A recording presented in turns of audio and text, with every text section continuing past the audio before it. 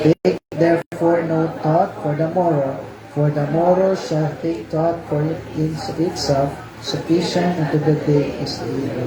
Sige, manalangin tayo. Panginoon, salamat po sa binigay niyo po na pagkakataon na makapagbahagi ng iyong salita. Panginoon, gabayin niyo po ako sa pagtuturo. Maging aral po sa amin to na bakit kami nag-aalala. Nandiyan naman kayo sa aming pong buhay na kaya pong mag-provide ng mga pangangailangan namin. Panginoon, magandang lesson, Lord. Tulungan niyo po na may sa puso namin to at may sagwa namin sa aming pong buhay. Purihin po kayo, Lord, sa lahat ng bagay na ito. Lahat ito'y dinadalain ko sa bigay ng pangalan, sa pangalan ni Jesus. Amen. Okay, pwede na tayong makupo. Salamat po sa inyo. Kaya palakas natin ng konti yung mic. No? Hello, hello, hello. Test mic, test mic. 1, 2, 3. Okay. Hello, hello. Yun. Okay, thank you, thank you.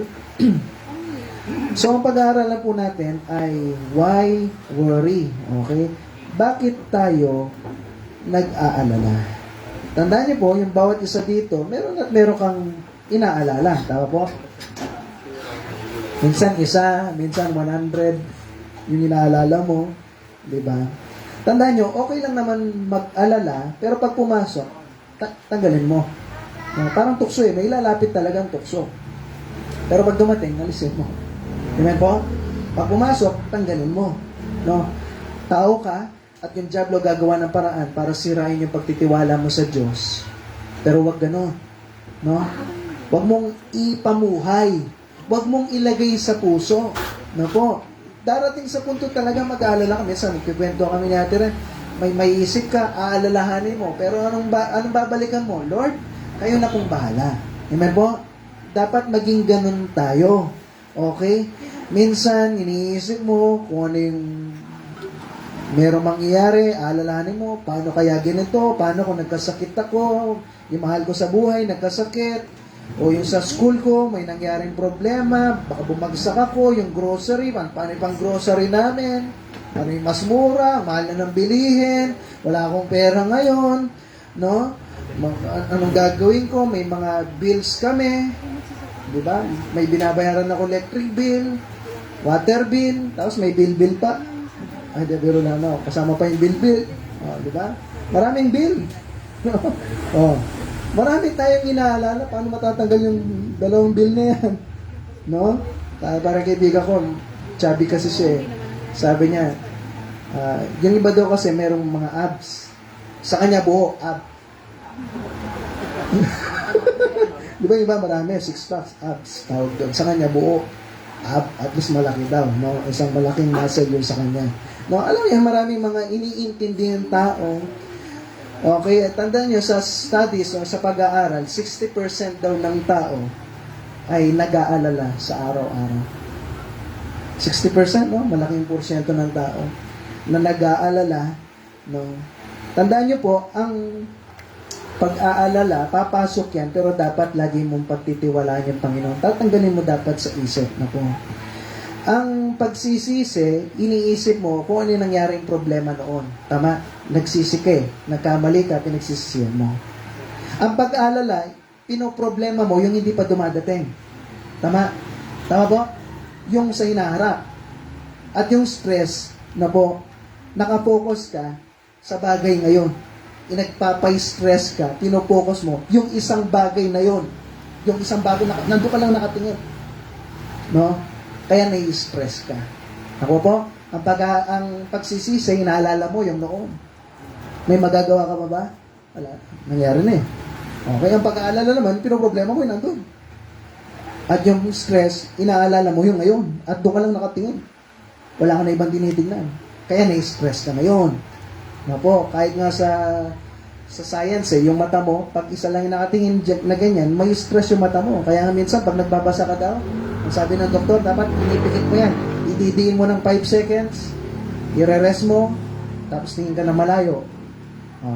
Gawin mo 3 beses yun bago mo ituloy yung binabasa mo para na hindi na-stress yung mata mo. Bakit? Nakapokus lang doon sa isang bagay. Ganun din sa tao. Kaya na-stress ka, nakapokus ka lang sa isang bagay. No po. At tandaan nyo, ang pag-aalala, no po, ay tinitignan mo yung mundo at ang mangyayari sa mundo at iniisip mo na yung Diyos hindi magkakamali siya sa kinabukasan mo. Ulitin ko po ang pag-aalala, iniisip mo ang mangyayari sa inaharap at takot ka na yung Diyos magkakamali siya na hindi niya gagawin yung tama sa buhay mo at sa buhay ng pamilya mo. Tanong, ang Diyos ba hindi niya po ba gagawin yung tama? Hindi niya po ba gagawin yung tama? Gagawin niya, di ba? Amen po? Gagawin niya yung tama sa buhay natin. So, bakit ka pa mag-aalala? Tama po? O, tapos na tayo sa preaching ko. Tama? Ba't ka pa mag-aalala? Ang dami pang usapan eh. Iniisip mo yung sa hinaharap?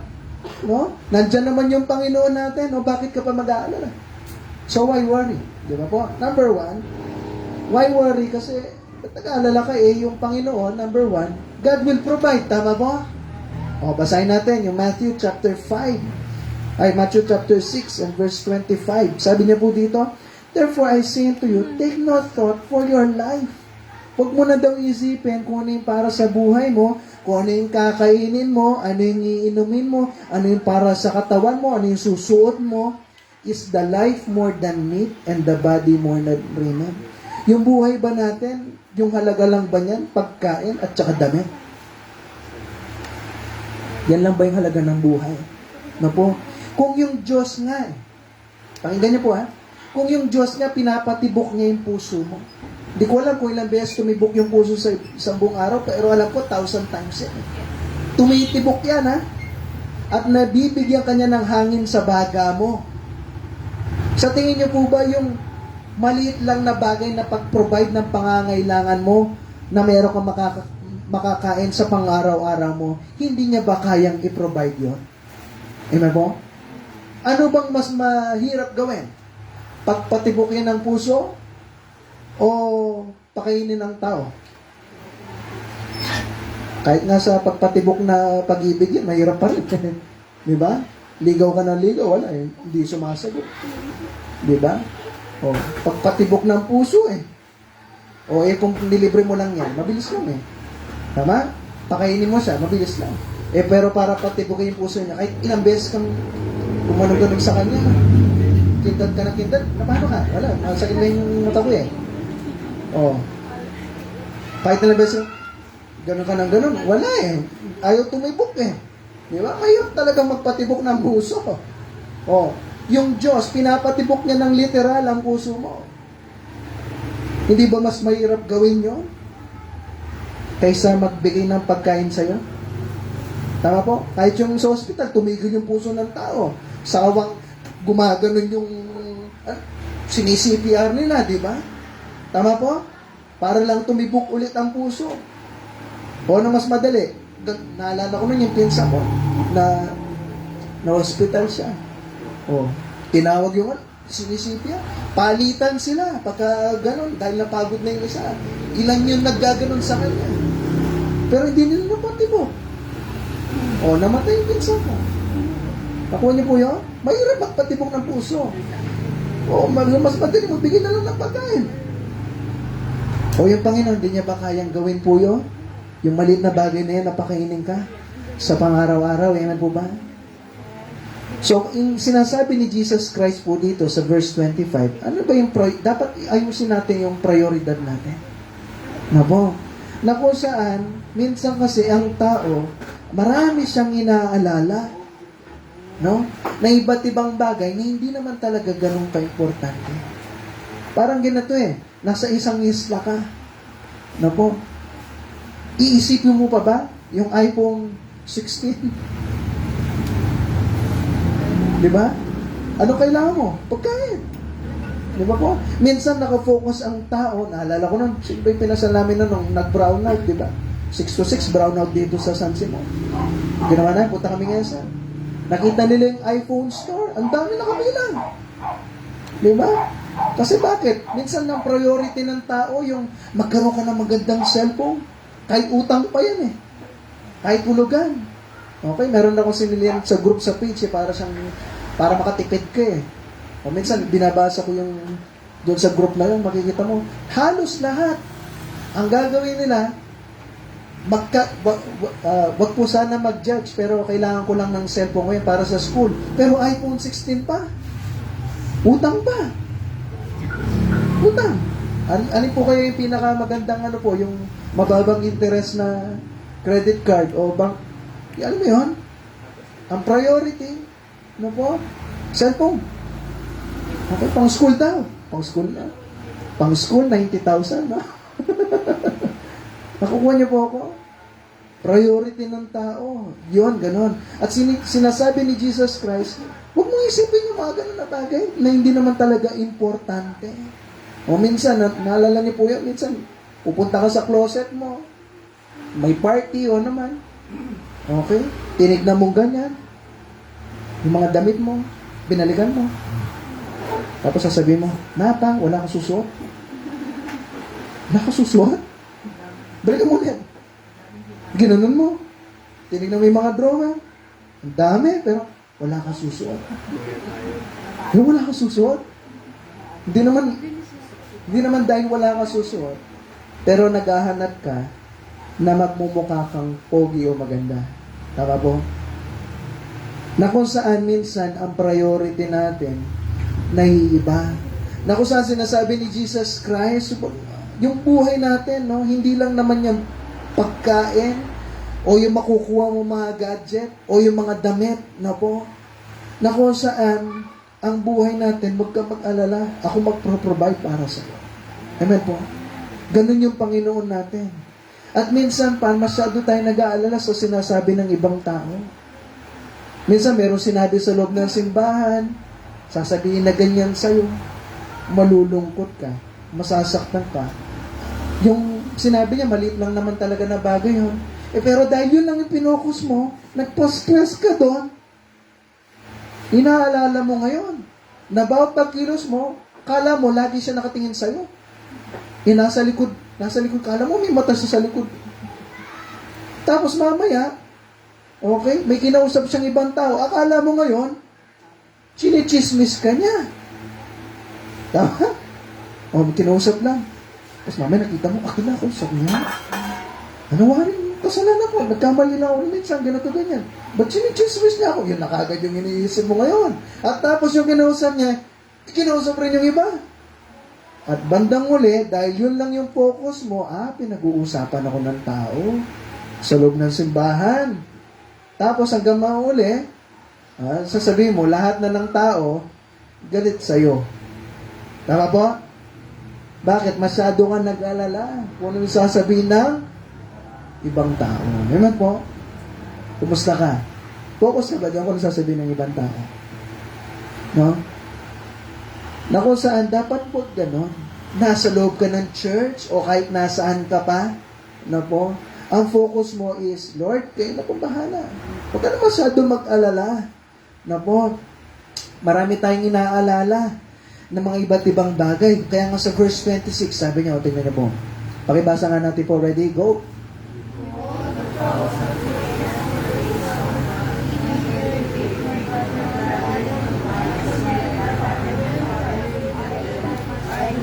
Sabi niya, yung fowls of the air, yung mga ibon nga sabi niya. Meron na kayo nakitang ibon na nagtatanim? Nakasombrero siyang gano'n, tapos nakita ko, nandun sa palayan, tinatanim siyang gano'n, meron ba? O ibon na nagaan, may bag siyang gano'n, tapos ginagano niya. Meron? Wala. Okay? Meron na kayo nakitang ibon na may insurance plan, may SSS siya, PhilHealth, tsaka Pag-ibig Pan. Meron po? May sarili siyang bank account. Siyempre, inaalala niya yung panginahara. Meron po? Wala. No po? Pero anong ginagawa ng mga ibon? Bawat umaga, kumakanta pa nga yan eh. At nagtitiwala sila na yung Diyos na gumawa sa kanila, magpro-provide ng pangangailangan kanila. Amen po? Okay? Kaya nga sinabi ni Jesus Christ hindi ka ba mas mahalaga sa ibon? No? Hindi ka ba mas mahalaga sa ibon? So, wala akong kwenta, wala akong silbi, ganyan yung buhay ko, ganun. Pero ang tanong, mas mahalaga ka ba sa ibon? Naniniwala ko mas mahalaga ka naman sa ibon, di ba? Mas marami kang kayang gawin kaysa sa ibon. Tama po? Tama? Oh. At mas mautak ka pa sa ibon. Eh, Pastor, bobo lang. Hindi, mas mautak ka ba sa ibon? Yung ibon ba, kaya niya yung 1 plus 1? Sabi ng ibon, ping! Ayan. Ping, ping! Sabi niya, 2. Diba? Meron pang gano'n? Wala. Na po. So, hindi ka ba mas mahalaga sa ibon? So, kung ikaw, mas mahalaga ka sa ibon na po, okay? Kung yung ibon nga, pinoprovide ng Panginoon yung mga pangangailangan niya, ikaw pa kaya at ako pa kaya? Amen po. Okay, tuloy po natin. Sabi ng Matthew chapter 7, konting usog lang po. Matthew chapter 7 and verse 11. Okay, bawas lang tayo ng konti, no?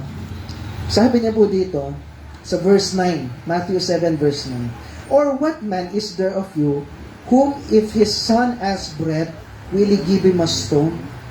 Meron ba mga tao sa inyo, sabi niya ganyan, pag yung anak nyo, nandiyan si Jabo, no? Pag si Jabo, sabi niya, pinging tinapay, o yung baby ko, pinging food, sabi niya ganyan, bibigyan ko siyang bato. Kuya Bray, baka bibigyan ba to? Hindi, di ba? O, tuloy natin. Sabi niya po dito, verse 10, if he asks a fish, humingi siya ng isda, will he give him a serpent? Bibigyan mo siya ng ahas? Mapingin fish. Patuklaw mo siya sa ahas bigla. Meron ba gano'n? Wala. Sabi niya po dito, verse 11, if he then being evil, ikaw nga, tao ka lang may mga kasalanan kayo, sabi niya ganyan evil ka, sabi niya. Know how to give good gifts unto your children. Ikaw nga makasalanan, sabi ni Kristo. Tayo nga makasalanan. Okay? Alam mo kung ano yung pwede mong ibigay na tama para sa mga anak mo. Tuloy po natin. Sabi niya, how much more shall your Father which is in heaven give good things to them that ask Him? Kung ikaw nga makasalanan, alam mo kung ano yung tamang ibibigay mo sa anak mo. Paano pa kaya yung Diyos na nandyan sa langit, hindi niya ba kayang ibigay kung ano yung pangangailangan mo? Amen po? Yung ibon nga napapakain niya Siya lang gumawa sa ibon, creator lang siya ng ibon. Pero ikaw, anak ka niya. Amen po? Anak ka niya. Ikaw ngayon, anak mo, inaalagaan mo ng maayos Ayaw mo nga madampian ng lamok yan. Tama po? Okay. Kung kinagat siya ng lamok, pwede mahanap mo yung lamok na yun. Kagatin mo din. Para pantay kayo. Alam mo yun, di ba po? Lahat ng paraan para maingatan natin ang anak natin, ginagawa mo. Okay? May pag lumaki na, bahala na sila sa buhay nila. Okay? Pag mataba siya, kahit, sige, mga lamok, para mabawasan ng dugo, para medyo pumayat. Di ba? Yung mga gano'n.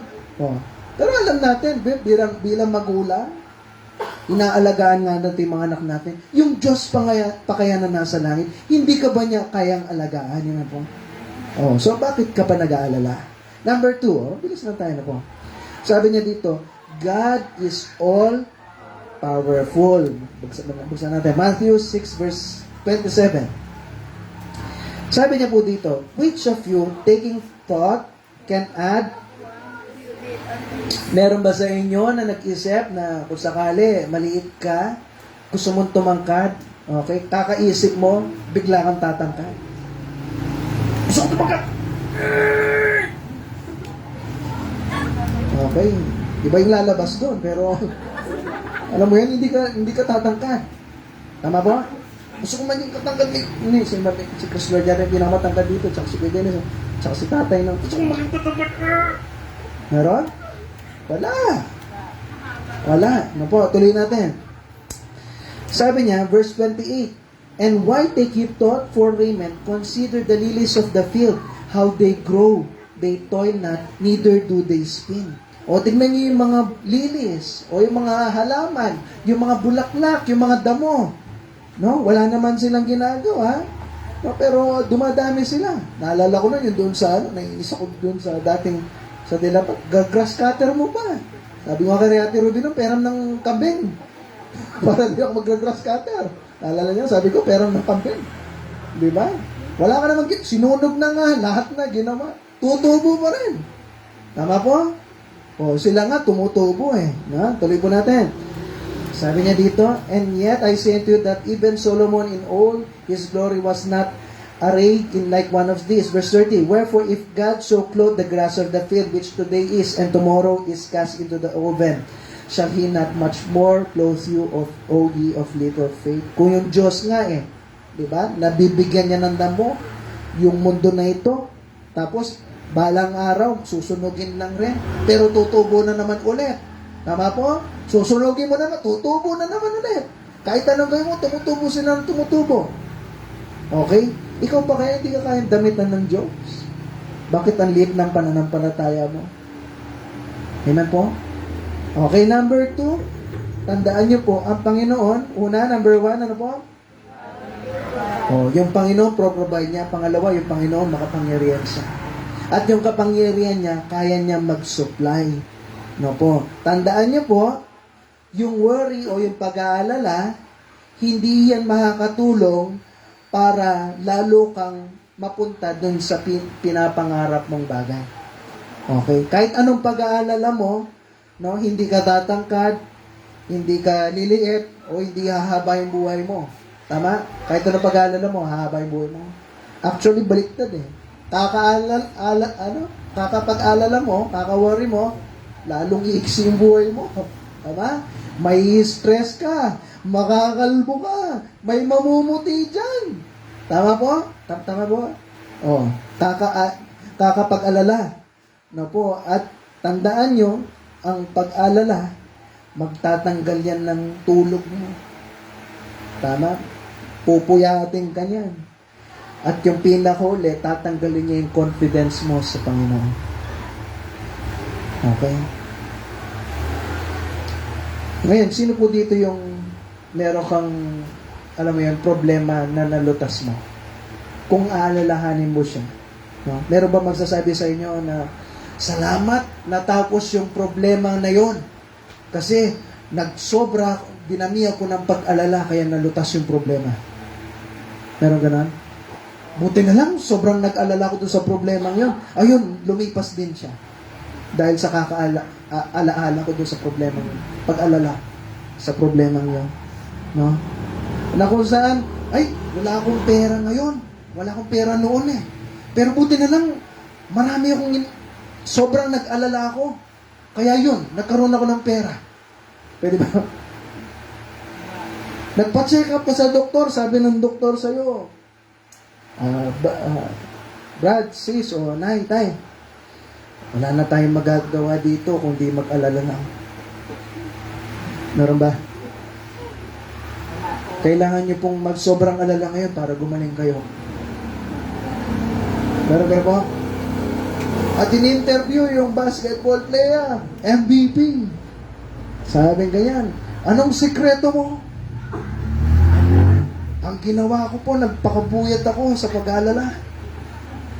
1 week akong di makatulog. At ayun, nagawa ko yung pagbabasketball ko ng maayos dahil kakaalala ko. Meron pong gano'n? Wala? Okay? Kung babasahin nyo nga si David sa Psalm, ipit nyo po yung Matthew, no? Basahin natin si David sa Psalm chapter 6 and verse 6. Sa gitna po yan ng Bible, no? Pagkatapos ng Psalms is Proverbs. So, balik kang konti. Psalm chapter 6 and verse 6. Psalm chapter 6 and verse 6. Sabi niya dito, I am weary with my groaning. Pagod na ako sa groaning ko, sa pag-iiyak ko. Sabi niya, all the night make I my bed to swim. Sobrang iyak ko na kung saan yung kama ko parang magsiswimming na ako, sabi niya diyan. I water my couch with tears. Si David dumating sa panahon na na-stress siya, no? Umiiyak siya. Okay, nagkaroon siya ng depression sa puso niya. At yan, tandaan nyo, ang pag-alala, magtatanggal yan ng pagtulog mo. Tama? Tama po. Alam ko yan, at alam niyo yan, no? Hindi ka makatulog. Kaya may kantang, di makatulog. Alam niyo yan, di ba? Alam niyo yan, di ba? Sabing, ikaw, ang pa. Di ba? Ayan. Hindi ko alam yung lyrics basta ganun Ganun naririnig ko yung mga lasing naririnig ko Bakit? Kakapag-alala. Okay? Walang matutulong. Kahit si Moses nung Numbers chapter 11, buksan natin po yan. Numbers chapter 11 and verse 14. Numbers 11 verse 14. Sabi niya dito, nagkaroon ng problema, iniisip, sabi ng mga tao sa kanya, bigyan mo kami ng karne, puro na lang tinapay, puro na lang mana. Anong gagawin namin dito? Sawang-sawa na kami, bigyan mo kami ng karne. O syempre si Moses, paano ibibigyan? Nasa wilderness sila eh. Anong ipapakain niya sa kanila? Tama po? O saka hanap, wala namang 7-Eleven doon, o Alphamart, o talipapa doon sa, meron ba? Ang gagawin ko, sabi ni Moses, puro reklamo yung bansang Israel sa kanya. Verse 14, sabi niya sa Panginoon, I am not able to bear all these people alone because it is too heavy for me. Marami siyang inaalala eh. Nireklamo ng bansang Israel, wala kang makain. Niisip niya, paano kayo mapapakain? Puro kayo reklamo. Sabi niya sa Panginoon, Lord, ba't ganyan? Ang hirap. Verse 15, sabi niya, if thou dealt thus with me, ano sabi niya po? Lord, patayin mo na lang ako. Hirap. Tama po? Bakit? Masyado siya nag-aalala eh. Sino bang mag-provide? Yung mana nga, pin-provide ng Panginoon. Pagkain nila, buong 40 years, biro mo yun? Papakainin mo yung tao, nasa disyerto kayo? Pero yung Panginoon, pin-provide niya. Yung masyado nag-alala si Moses. Nangyari? Sabi niya, Lord, patayin mo na lang ako. Kaysa makita ko yung wretchedness ko, kaysa mabaliw ako dito. Nakuha niyo po? Masyadong nag-alala si Moses. Tandaan niyo po, kahit anong gawin nating pag-alala, hindi matatapos ang problema mo. Tama po? Walang problemang nalulutas sa kakaalala mo. Ay, buti na lang, masyado ako nag-alala. Nalutas tuloy yung problema ko. Meron pong gano'n? Wala. No po? Ano magagawa ng pag-alala? No? O pag-aalala? No po? Anong magagawa po noon? May magagawa yon sa'yo. Gagawin kanyang miserable. Gagawin kanyang stress. No po? Na kung saan wala kang kapayapaan. Amen po? Ganyan yung mangyayari sa atin. Na kung saan kinakausap ka, ano? Meron lang po ako, ano yun? Anong tatanong mo? Kanina ka pa eh. Kakatanong niya lang naman sa'yo. Tama? Okay? Kukunin niya yung kasiyahan mo na po at pupuyatin ka ng pag-alala. Merong isang preacher na nagsabi, meron dalawa daw tayong bagay na kailangan wag alalahanin pa. Ano po yun? Tandaan niyo, dalawang bagay na wag mo nang kailangan alalahanin pa. Una, yung mga bagay na kaya mong palitan. Wag mo nang alalahanin yun. Yung kaya mong gawan ng paraan. At yung pangalawa, yung mga bagay na hindi mo kayang gawan ng paraan. Yan yung dalawang bagay na wag mo nang alalahanin. Kasi bakit?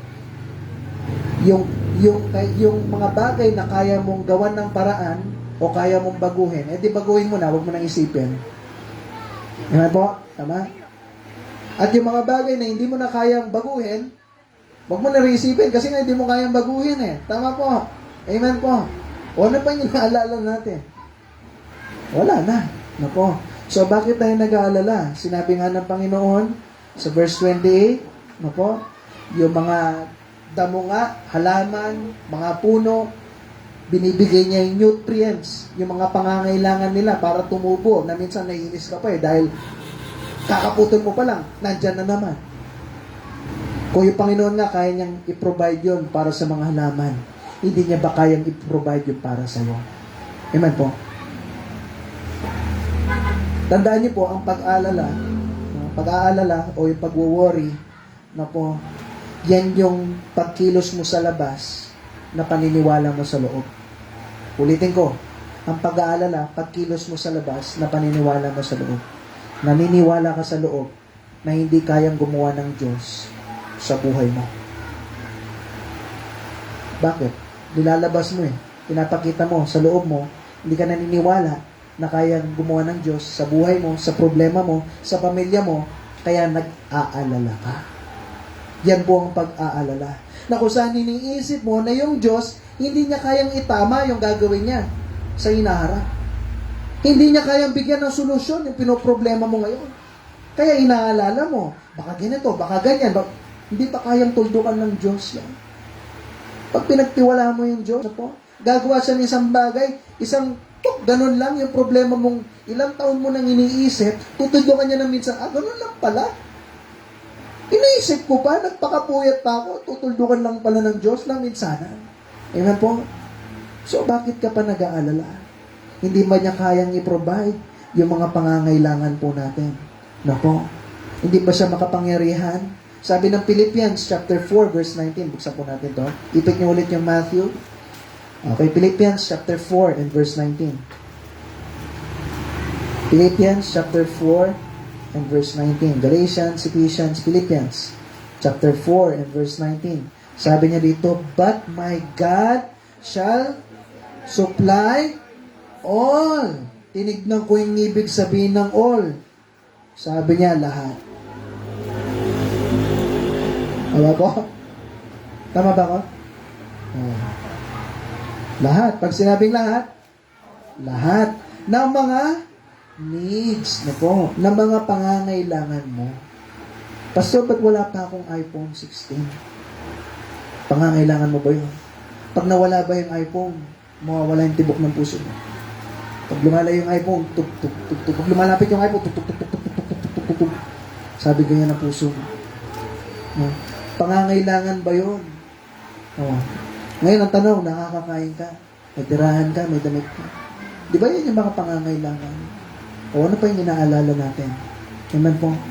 Bakit masyado tayong nagwo-worry, nag-aalala sa mga iba't ibang bagay? Kung yung Panginoon nga, ano po, napahinto niya yung bagyo nung unang panahon. Yung bulag nakakita. Yung pilay nakalakad. Yung mga nagugutom noon, nagpakain siya ng 5,000 na mga tao. Nung si Daniel tinapon sa mga leon, nasarado niya yung mga bibig ng mga leon.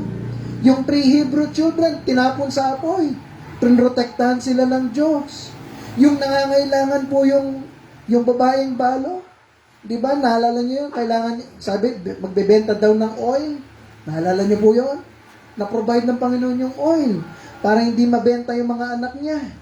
No? At si Kristo, nung namatay sa krus, nabuhay siya muli.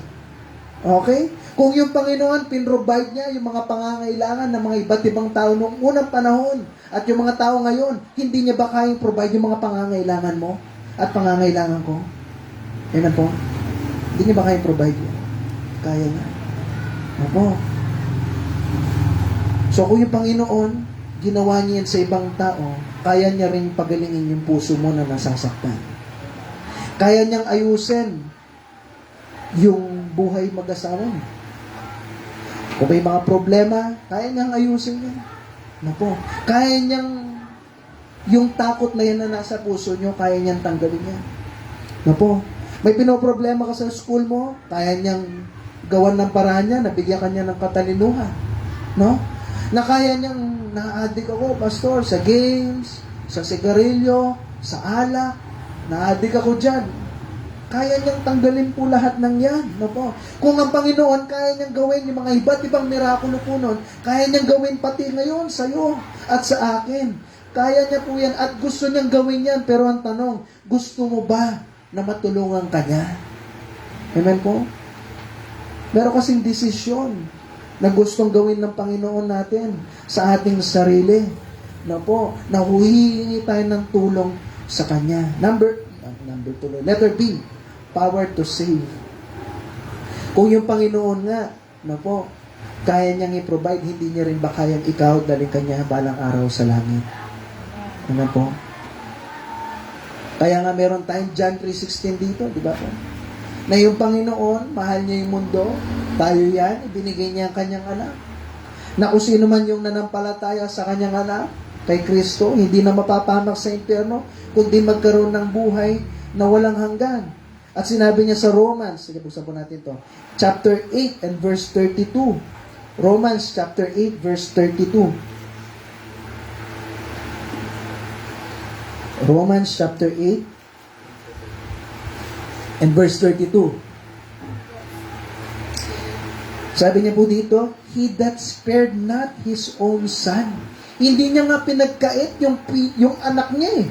Sabi niya po dyan, but delivered him up for us all. Binigay niya yung kanyang anak para mabubugin, latiguin, ipako sa krus para sa ating lahat. How shall He not with Him also freely give us all things? Kung yung Diyos nga, hindi niya na pinagkait yung anak niya, ulitin ko po anak niya mismo, hindi niya pinagkait. Yung mga simpleng bagay na pangangailangan natin, hindi niya pa ba kayang i-provide? Amen po?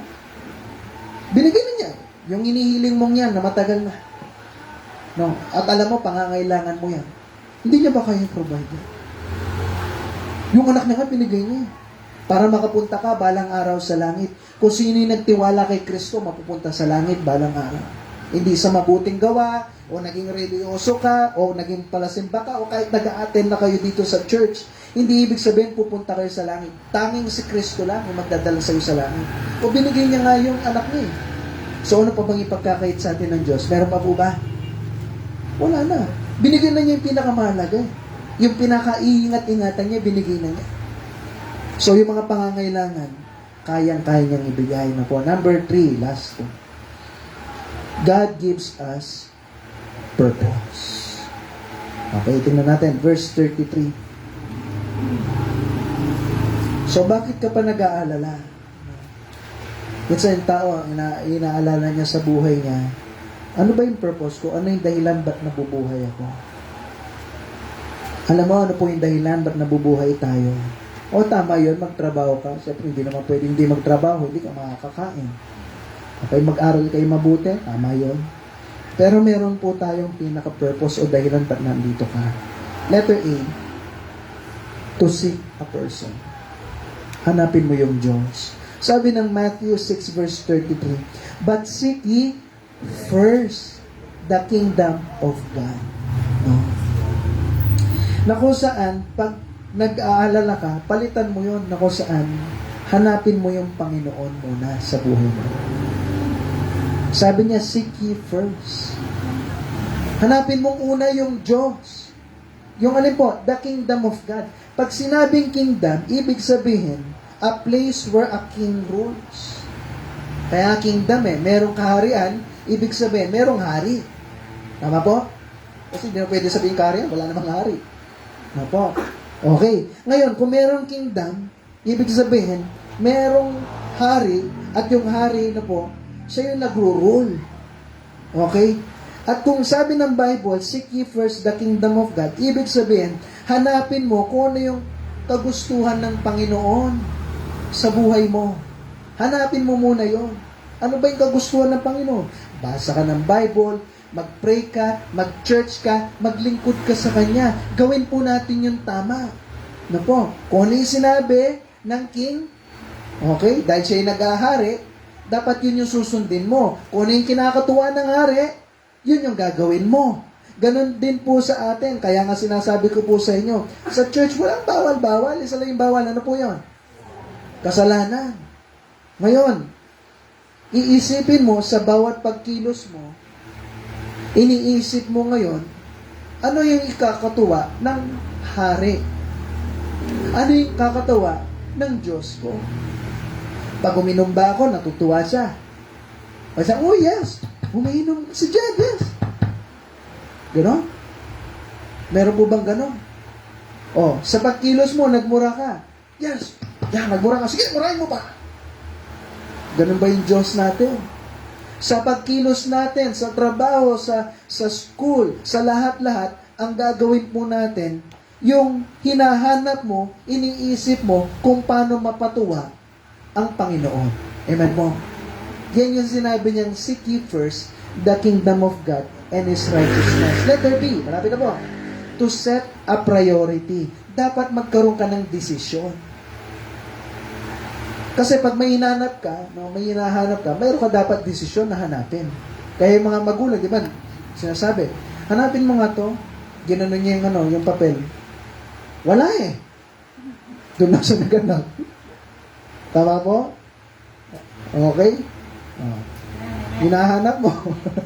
Doon sa kami na natin hinahanap ko na saan yun? Sabi ko yan.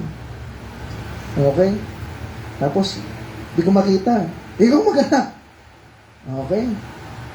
Ang hirap kasi naghahanap. Kasi bakit? Wala akong desisyon na maghanap eh. Kaya nga ang ginagawa ko, binibiro ko siya. Hindi ako pinanganak para maghanap. Ikaw maghanap. Nagbibiruan kami. No? Alam mo yon, yung mga bagay na pag naghahanap ka, ibig sabihin, may desisyon ka na hanapin. Lahat, kakalkalin mo. Tataas mo lahat. Kung pwedeng buhatin niyo yung sopa nyo. Wala sa ilalim. Baba mong gano'n. Yung rep nyo. Oh, lahat, hahanapin mo. May desisyon. Tama po?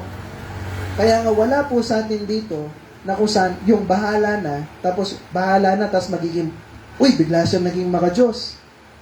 Kasi sabi niya, bahala na. Yung walang desisyon. No? Yung parang naalon lang siya. Gumawa siya ng mabuti bigla. Meron bang gano'n? Wala. No? Pag sinabi natin bahala na mangyayari sa atin, mapupunta tayo doon sa masama. Gagawin natin yung gusto natin, no?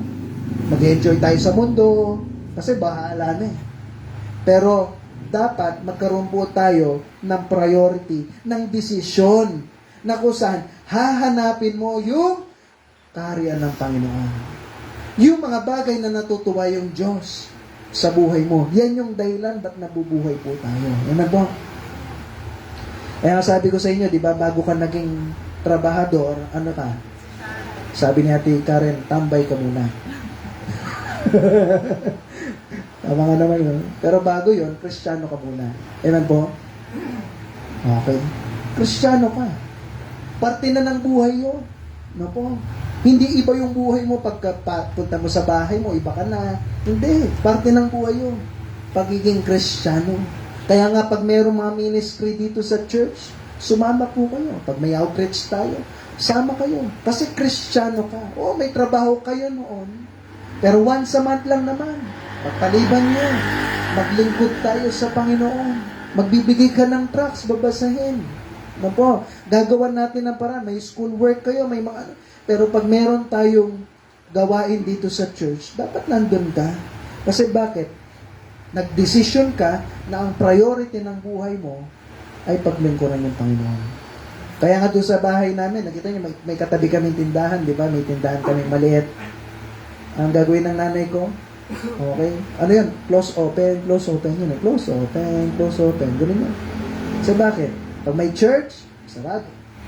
Pag walang church, bukas. Pero pag may Bible study siya, sasarado niya ulit. Kahit anong oras. Kaya minsan, nagre-reklamo yung mga buibili. Naglakad ako, sabi niya. Pagdating ko, sarado. Anong oras wari kayo nagbubukas? Iba-iba. Tama na, iba-iba. Wala siyang store hours. Yung parang store hours namin, paglalagay namin yan, bahala kami sa buhay namin. Yun yung oras namin. Kasi close open siya. Bakit? Ang priority namin, paglingkuran yung Diyos. Pastor, paano yung pangangailangan nyo? Diyos na yung bahala doon. Ayan po. Kasi bakit? Priority namin para sa Panginoon. Pag inuna mo yung Panginoon, sabi niyo, tingnan niyo po, Matthew 6:33, but seek ye first the kingdom of God and His righteousness. Ano yung pangako niya? And tandaan niyo po, ang Panginoon, pag meron siyang inutos, may pangako siyang kapalit. Amen po? May gagawin muna dapat ang tao bago niya ibibigay yung mga pagpapala niya. Kahit nga yung Bible. Di ba? Sinabi, yung Diyos, mahal niya yung mundo, binigay niya yung kanyang anak. At kung sino daw, may requirements. Ano yun? Kung sino, yung inamin niya sa sarili niya, makasalanan siya, pinagsisihan niya yung kasalanan niya, at tumingi siya ng tulong kay Kristo na dalhin siya sa langit balang araw, tinanggap niya si Kristo bilang tagapagligtas. Doon pa lang papasok yung pangako. Hindi na siya mapupunta sa impyerno. At mabibigyan siya ng buhay na walang hanggan. Hindi mauuna yung pangako na kung saan, sige, bibigyan kitang buhay na walang hanggan, saka na lang yung pagtanggap kay Kristo. Walang ganoon. Gusto mong ma-provide yung pangangailangan mo? No? Unahin mo yung Panginoon. Pro-provide niya. No? Minsan nagkukulang. Bakit? Naging magastos ka. Hindi mo inayos, minanage yung pera mo na maayos. Sabi ng Panginoon, maging good steward ka. O hindi ka naging maingat, ginawa mo yung gusto mo, nagpakaluho ka, o hindi matutupad yung pangako ng Diyos. May requirements muna, may gagawin muna ang tao. No po, bago niya ibibigay yung blessing. Gusto kasi ng tao, blessing, blessing, blessing. Ayaw naman pag maglingkod sa Panginoon. Amen po? Sabi ng Panginoon, seek ye first the kingdom of God and His righteousness and all. Tinignan ko ulit yung ibig sabihin ng all dyan. Ang sabi niya, lahat. Kahit tingnan nyo sa Greek word, sabi niya, lahat din. Yun rin yung meaning niya, lahat. Okay?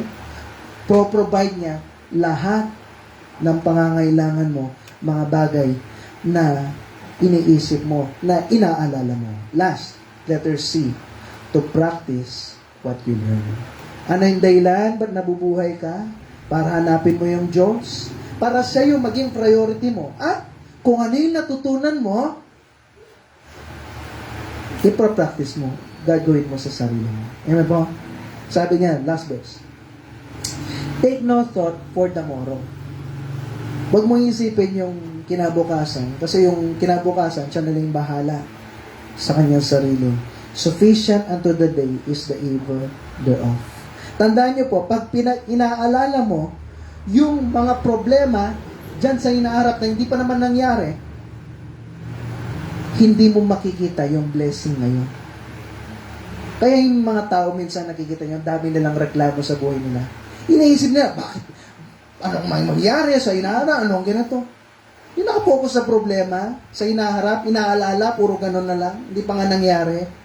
No po? Ngayon, hindi nila mapapansin kung ano yung mga nangyayari ngayon. Yung blessing ngayon, nabuhay siya. Wala naman sakit yung mga anak niya. May kinakain sila sa araw-araw, may tirahan sila, may damit sila. Nakukuha niyo po yun. Pag inalala mo yun, nakakalimutan natin yung blessing ngayon. Amen po? So, ano gagawin natin? Huwag mag-alala. Pastor, ano mangyayari sa inaharap? Maraming pwedeng mangyari. Tama po? At 1,000 things na pwede mangyari sa buhay natin. No? Pwede ka maging masaya, pwede ka maging malungkot. Pwede maging maayos yung buhay niyo, pwedeng hindi. Pwede magkaroon ng aksidente, pwedeng mayroong mga hospital, pwedeng wala naman. No? Hindi natin alam yung inaharap, pero ba sa inyo, nakikita mo yung future? Wala. No po? Okay, kahit yung mga manghuhula kaya nga tinatawag ng manghuhula Kasi nga hinuhula niya lang. Pag tumama, itinahula niya. Pag hindi, mali hula niya. Tama po, kaya nga manghuhula. Wala namang ganun talaga. No po? Walang makakaalam ng hinaharap natin. Pero merong isang sigurado. Ano po yun? Na kung saan doon sa hinaharap na yun, nandun yung Diyos kaagad. Hinihintay ka. At kaya niya na bigyan ka niya ng awa at biyaya na hindi ka niya iiwan ni pababayaan man.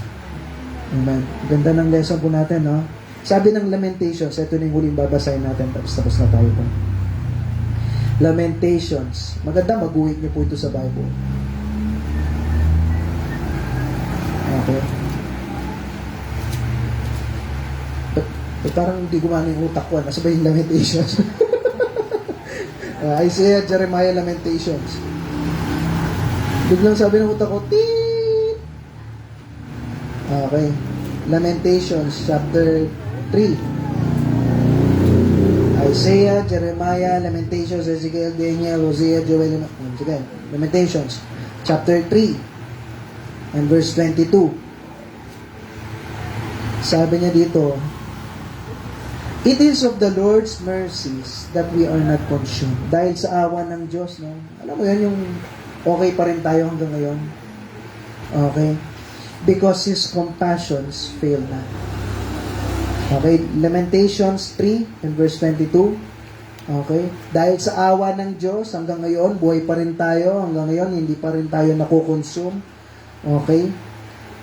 Hindi pa tayo natutunaw naman. Hindi pa tayo, hanggang ngayon, buhay, yung okay pa rin tayo. Bakit? Kasi His compassions fail not. Yung awa ng Diyos sa atin, okay, hindi nangumupas. Ganda na po. Tuloy natin. They are, maganda, makulay niyo well, makuwitan niyo sa mga Bible na. They are new every morning. Great is thy faithfulness. Sinong walang kasalanan sa Diyos dito? kahapon, last week, meron, di ba po? Meron tayong nagagawa. Pero dahil sa awa ng Diyos na po, alam mo yon, kinabukasan, na-reset na naman. Okay na naman kayo. Na po? Hiningi mo ng tao sa Panginoon, parang wala na, okay na. Hindi siya yung nagtatanim ng sama ng loob. Tama po? Ganyan yung Panginoon natin. At naka-ready siya doon sa hinaharap. Ready yung biyaya niya, yung awa niya. Na kaya niyang tumulong sa'yo. So why worry? O ba't nag-aalala ka pa? Amen po? Kaya mag-provide ng Panginoon? Sige, ano yung tatlong bagay po? Number 1?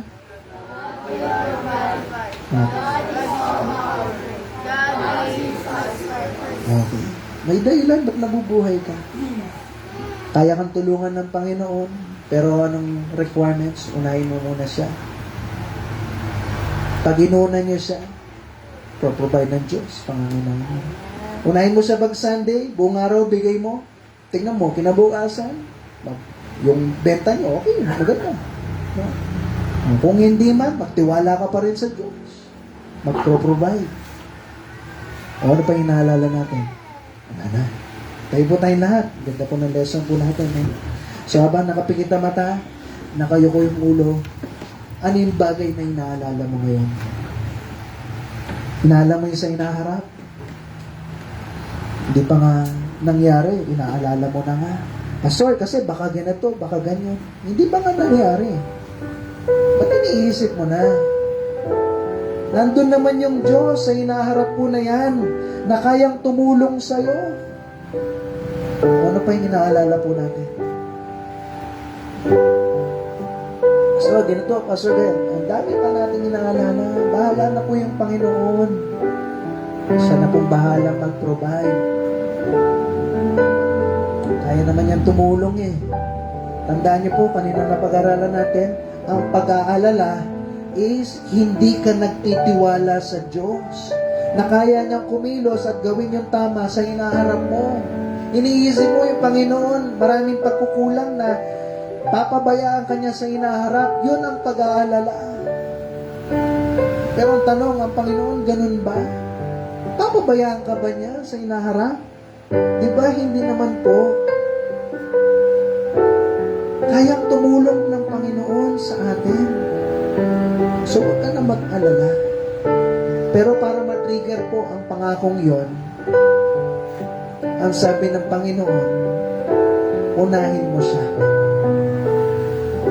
Mag-aalala ka talaga at hindi talaga mapro-provide yung mga pangangailangan po natin kapag hindi mo ginawa yung kagustuhan na inuutos na.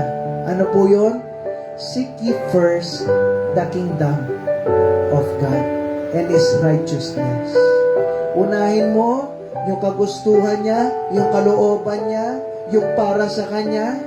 Anong pangako? Magti-trigger po nun, and all these things shall be added unto you. Ano yung mga inaalala mo?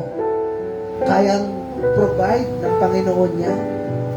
Kaya niyang kumilos, gumawa ng paraan na yung mga bagay na inaalala mo. Magugulat ka na lang, bigla na lang mapro-provide. Bigla na lang matatapos.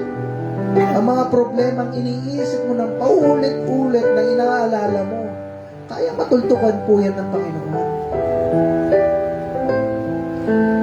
Pero ang tanong, ginagawa mo ba ng paraan na seek ye first the kingdom of God? Iniisip mo ba kung ano yung mga bagay na para sa Panginoon? Sa pamumuhay natin, pagkikilos po natin, sinisig mo ba? Dapat po kasi merong desisyon, may priority na hanapin ko ang Panginoon sa buhay ko.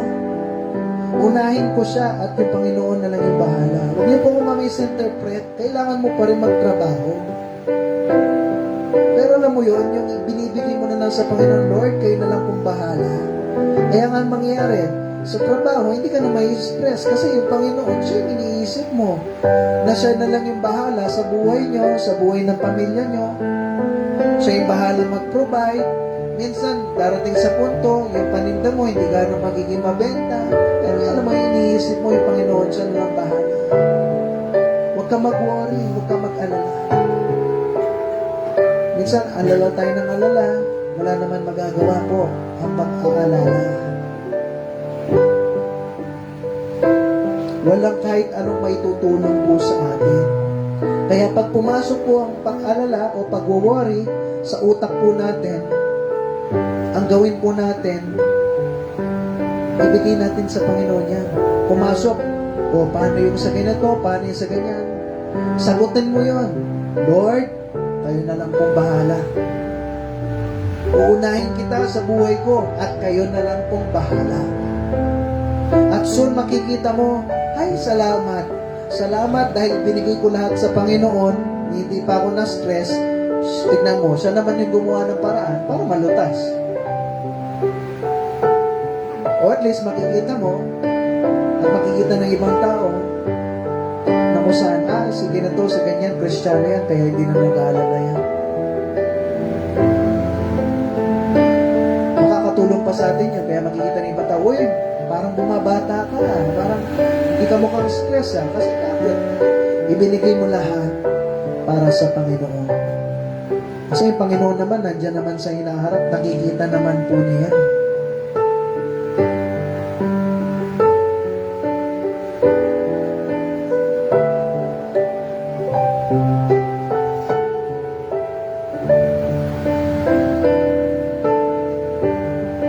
Sige po, manalangin tayo, Panginoon. Salamat po. Salamat sa natutunan po namin. Preaching, Panginoon, tulungan niyo po kami lahat, Lord, kasama po ko dito. Na huwag po kami mag-alala sa mga inaharap po namin dahil di pa naman nangyari po yun. Ang gawin po namin, magtiwala po kami sa inyo at gawin namin yung para po sa inyo para po matrigger yung pangako niyo po sa amin lahat na kaya niyo pong lutasin at i-provide yung mga pangangailangan namin. Kasi pinaglingkuran namin kayo ng tapat sa aming pong buhay. Panginoon, tulungan niyo po na itong preaching na ito maging paraan para po wag na po yung bawat isa mag-worry po sa aming pong buhay. Purihin po kayo sa lahat ng bagay po na ito. Pati dinadalain ko sa bigyan ng pangalan, sa pangalan ni Jesus. Amen. Okay, sige, pag-pray po natin yung ating offering. Okay, hilingin ko si Brother Carlo, pag-pray.